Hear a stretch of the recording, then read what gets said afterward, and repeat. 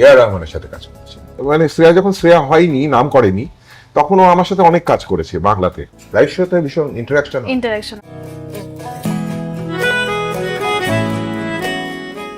আমি কয়েকজনের নাম বলছি, ঠিক আছে? তুমি যদি জার্নালিস্ট হতে তাদেরকে কি কোশ্চেন করতে? Okay, first name is Shilajit. Shilajit দাকে প্রশ্ন করব যে এরকম একটা ক্যাসানোভা জীবন তুমি কি করে কাটালে। নেক্সট হচ্ছে অরিজিৎ সিং। অরিজিৎ সিংকে প্রশ্ন করব যে Arijit,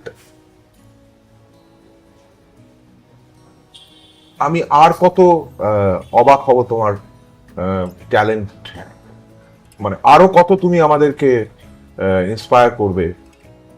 being a senior artist of you, তোমার থেকে আমি অনেক সিনিয়র, কিন্তু আমি সব সময় তোমার কাছে শিখছি এবং ক্রমাগত শিখে চলেছি। তোমার গান গাওয়া, তোমার মিউজিকের দক্ষতা, সঙ্গীত সম্পর্কে তোমার দক্ষতা, এবং তোমার জীবন যাপন, তুমি যেভাবে জীবন যাপন করো, সেই জীবন যাপনের সমস্তটাই আমাকে এত উদ্বুদ্ধ করে।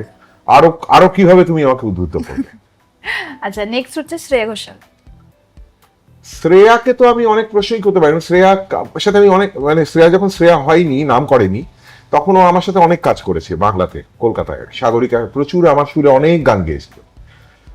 তো শ্রেয়াকে প্রশ্ন করব যে এখন কিরম লাগে যে তখন ভালো, ও তোমার মতো ভালো, মানে তুমি অনেক বেটার ভালো বাংলা বলো, শ্রেয়া একদমই ভালো বাংলা বলতে পারতো না। এবং কি বলছো?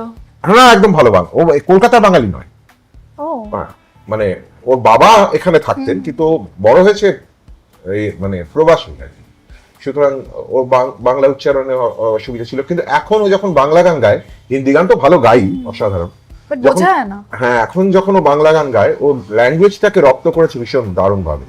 এইটা কিন্তু এটা একটা বিশাল বড় পাওয়া আর কি ওর, মানে কিভাবে ও রপ্ত করলো, আমি এটা প্রশ্ন করবো। নেক্সট হচ্ছে অনুপম রায়। অনুপম রায় আমাকে আবার কবে গান গাওয়ার।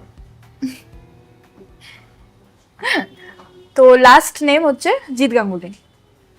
জিৎ গাঙ্গুলিকে প্রশ্ন করবো। চন্দ্রজিৎ গাঙ্গুলিকে কি জিতের মনে আছে? চন্দ্রজিৎ গাঙ্গুলি ওরই আগের নাম আর কি। ও যখন গিটার বাজাতো এবং বড়নগরে থাকতো, এবং আম্রপালি বলে একটা স্কুল শ্যামবাজারে ছিল, সেই স্কুলে রূপঙ্কর বাগচি বলে একটা ছেলের সাথে ও গিটার বাজিয়েছিল, সেই দিনটা মনে আছে? এমন কোন আর্টিস্ট যার সাথে তুমি কাজ করতে চাও ফিউচারে? বাবা, তো বহু আর্টিস্ট আছে। এরিক ক্ল্যাপটন, যার সাথে আমি কাজ করতে চাই। আমি কি করে কাজ করবো এরিক ক্ল্যাপটন?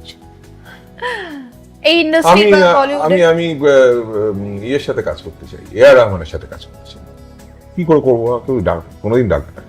কেন ডাকবে না? ডাকবে বলছো? হ্যাঁ, ডাকলে তো ভালো কাজ করবো। সোশ্যাল মিডিয়াতে অনেক কমেন্টসই আসে, তো এমন কোন কমেন্ট যেটা থেকে তুমি খুব আঘাত পেয়েছো? Your mother, এটা বাংলায় লেখা ছিল, ইংরেজিতে বললাম যাতে একটু আঘাতটা কম লাগে আপনাদের যারা শুনছেন।